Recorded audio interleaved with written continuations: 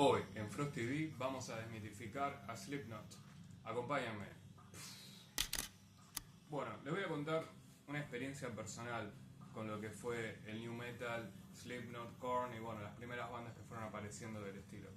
Me parecería medio hipócrita inclusive centrar o encasillar a Slipknot en new metal. Algo que me pasó fue que durante esa época, yo todavía estaba cursando en el secundario, hace muchos años, y en MTV todavía pasaban buena música. Vos te ibas a acostar y a la medianoche más o menos pasaban Slayer, Iron Maiden, Metallica y un montón de otras bandas muy buenas. Cuando volvía del colegio al mediodía pasaba algo similar. Tenías también canales como Match Music que hacían la batalla de bandas y era súper interesante porque también de esa forma conocías bandas quizás más de nicho. Tenías un programa que era en Match Music de Heavy Metal que estaba muy bueno también. De un día para el otro llego y me encuentro con esta seguidilla de bandas, ¿no? Nuevas. Slipknot, Korn, Limp Bizkit, System of a Down. Y en aquel momento de mi vida yo la verdad que tengo que admitir que era bastante puritano del metal. Entonces como que me generó rechazo, ¿no? Sin embargo, Slipknot y Korn eran una especie de placer culposo. En ese momento en el secundario, en mi curso, yo era el único metalhead e ingresa un nuevo compañero, el cual escuchaba new metal. Y él me recomendaba escuchar este disco, escuchar el otro, y yo como que estaba medio negado. Pero me pasa Iowa, Slipknot, y lo escuché, recuerdo, en el Discman, y me voló la cabeza.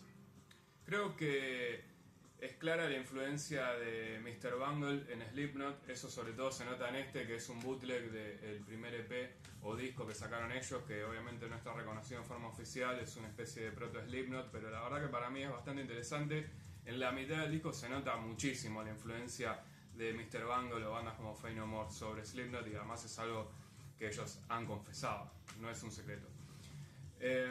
Sin embargo, Slipknot me parece que también es una buena forma para los que quieren empezar a acercarse a lo que se puede llamar el metal extremo, muy friendly.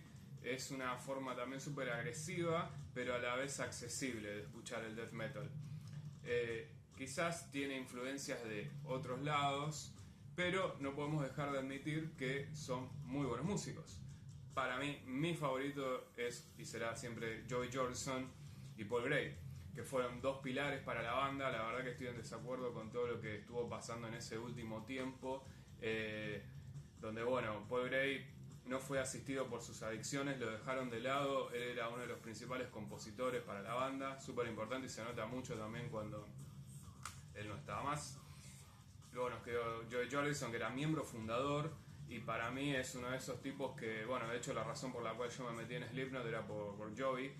Me volaba la cabeza, y al día de hoy lo sigue haciendo, escuchar la forma en que el tipo toca. Quizás sí hay otros bateristas al día de hoy que son muy técnicos, además el metal extremo y sobre todo el death metal, o sea, tiene un montón de virtuosos.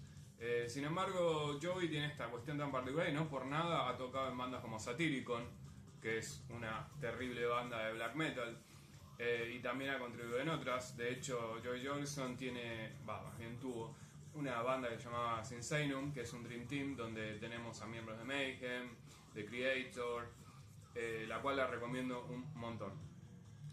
Volviendo a esta experiencia personal con respecto a Slipknot y el new metal, me costaba bastante, inclusive recuerdo también que estaba la impresión, o más bien la presión, que te imponían los otros compañeros metaleros, donde estaba como mal visto escuchar new metal y uno era joven, entonces como que de alguna forma recibí esa influencia y por eso era una especie de placer culposo. Recuerdo que también cuando ingresé a escuchar Korn,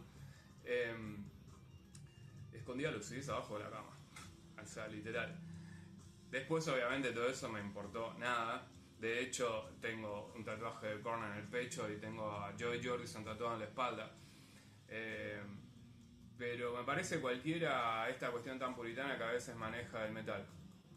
Y encima teniendo terribles músicos y una banda que de alguna forma también renovó la escena del metal, y creo que también de alguna forma, les guste o no, el new metal contribuyó a cambiar el público y a regenerarlo. Recuerden que también veníamos para atrás de la época de grunge y gracias a bandas como Pantera también se volvió a revivir la flama. Y Y el New Metal sí, si bien lo analizamos a nivel técnico, quizás tiene bastantes ingredientes del pop. Bueno, la mayoría de las estructuras de las bandas de heavy, qué sé yo, parten de la estructura clásica del rock and roll. Después obviamente tenemos vertientes y cosas extrañas y neoclásicas, etcétera, pero no vamos a irnos por ahí. Y sí, ¿y qué tiene? Contribuyeron también un sonido súper grave y influenciaron para algunos quizás lo que sería el principio del fin de la carrera de Max Cavalera. Para mí Soulfly es genial, para mí lo que empezó a desarrollar Max en base a el New Metal estuvo muy bueno. Después tenemos otros quizás desastres como Metallica con Saint Anger, que para mí Saint Anger en realidad no me parece tan mal disco, eso quizás lo hable en otro video. Quizás es una buena maqueta de disco, hay que también entender en qué momento estaba la banda psicológicamente hablando. Lo que nunca me gustó quizás que los temas son muy largos y se siente que estaban los espacios para los solos de guitarra y eso la verdad que es una lástima. Pero bueno, es un tema aparte. O sea que produjo un quiebre y un cambio de paradigma. Slayer nos sacó Diablo sin música, que tampoco me parece un mal disco. De hecho, para mí Slayer no tiene discos malos. Slayer es como la banda. Y bueno, quizás después tenés otras bandas más puritanas que nunca se doblaron, llámenle doblarse, como Sodom, por ejemplo, que siempre fue straightforward. Y banco Sodom, pero mal.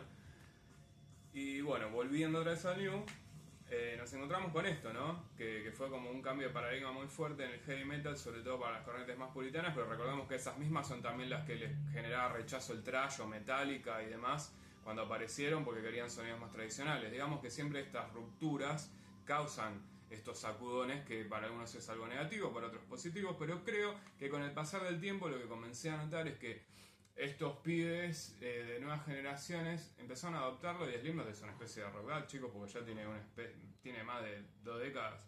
O sea, sin embargo, a nivel discográfico, bueno, yo lo que destaco es toda la época donde estuvo Joey Jordison, después sin Paul Gray y sin Joey, siento que la banda cayó. Si bien tenemos la contribución de los demás músicos, se convirtió en una especie de monopolio del payasito y de Corey Taylor.